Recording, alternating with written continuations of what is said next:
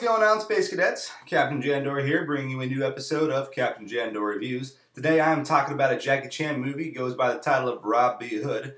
I specify up front that it's a Jackie Chan movie because I feel they are their own genre.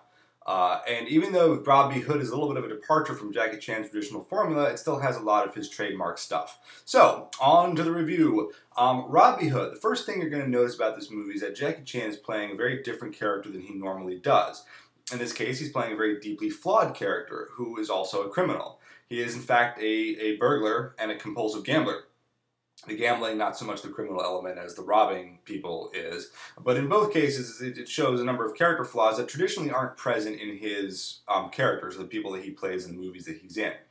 It's kind of a nice departure, I think, or it sort of changes things up. He handles the role pretty well.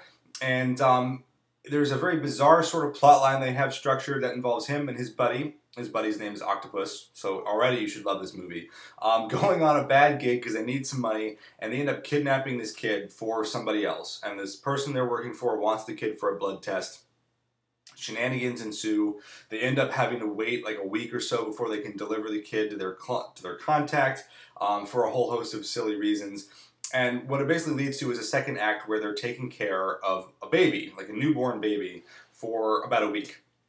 Works surprisingly well. Like, usually that's a death knell for a movie. I think they handle it pretty okay. The way it's sort of constructed, they're actually running around with a real baby the whole time. And the director and the filmmakers were not afraid to show how disgusting babies are. Because babies is gross. Alright, I don't know if you guys knew that, but babies is gross. Alright, they poop everywhere, they pee on you, they scream, and they're loud, and they're obnoxious, and they're adorable, and dear Christ, you kind of see the whole gamut of things.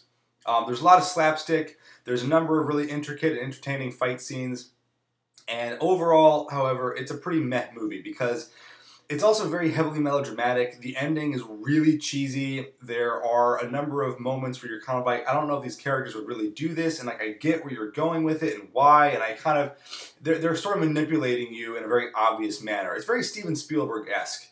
And what, like bad Spielberg, you know, like War of the Worlds Spielberg. So it's not quite as cripplingly painful at the end as War of the Worlds was, because the whole movie is about that cheesy, but it definitely sort of falls apart around the three-quarter mark or so, in any event. The actual reason you're watching this movie is because of Jackie Chan's fight scenes, and he is in awesome form.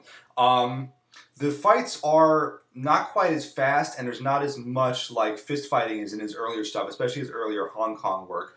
And it definitely suffers a little bit from sped up video. And I'm not sure if that was a stylistic choice or if that was because Chan and his stunt crew were slowing down a little bit. I'm guessing it's a combination of the two. Suffice it to say, while the actual like fist fighting and everything is not quite what it used to be, his use of set pieces, his use of the environment, of the terrain, and creating a fight sequence that has its own narrative and that wraps all the characters into it in entertaining ways and are generally pretty funny are just top notch. And there's a number of really cool fight scenes. In particular, there's a sequence in an apartment which has like a lot of sliding doors, like lofted areas, and other cool little bits of windows and crazy shit going on that is just very, very slick. There's, 6 or 7 people. A lot of them are working on opposite sides of the equation. They're all looking for this baby, and it's a delight to watch.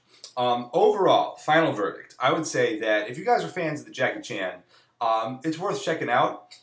You can probably fast forward safely through some of it if you get bored and just sort of stick to the fighting sequences. But I think overall, if you're fans of Chan and of his sort of genre of movie and you like cheesy action-style comedies, this is a solid one. It's not great. It's not terrible. It's like okay. If you happen to pick it up, it's worth sitting down and watching it. But I wouldn't rush out there to grab it, Space Cadets. So that's going to about wrap things up on this week's episode, Rob B. Hood. Be sure to check in on Friday or so when we have a brand new Grimcast up on the website, www.thegrimaxes.com. If you guys want to find me on the social media, I'm on Twitter at twitter.com/CaptainJandor, and you can find me on Facebook at facebook.com/thegrimaxes. That's going to wrap it up this week. Take it easy, Space Cadets.